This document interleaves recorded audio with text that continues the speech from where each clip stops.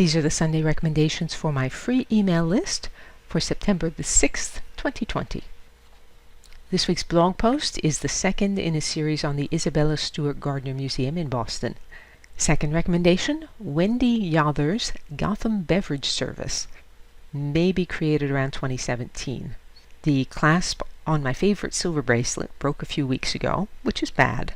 The daughter of the jeweler who fixed it is studying with Wendy Yothers, a silversmith who does remarkable work. So some good came out of making that trip. In this service, Yothers uses the crowns of iconic New York City skyscrapers as lids. The beverage service is now in the permanent collection of the Museum of the City of New York.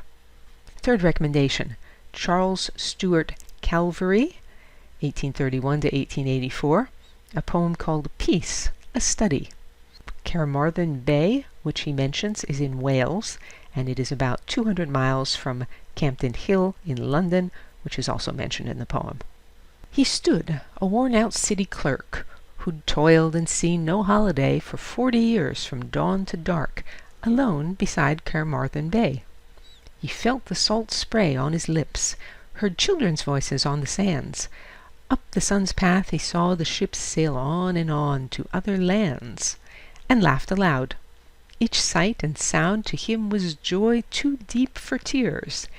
He sat him on the beach and bound a blue bandana round his ears, and thought how, posted near his door, his own green door on Campden Hill, 2 bands at least, most likely more, were mingling at their own sweet will, Verdi with Vance.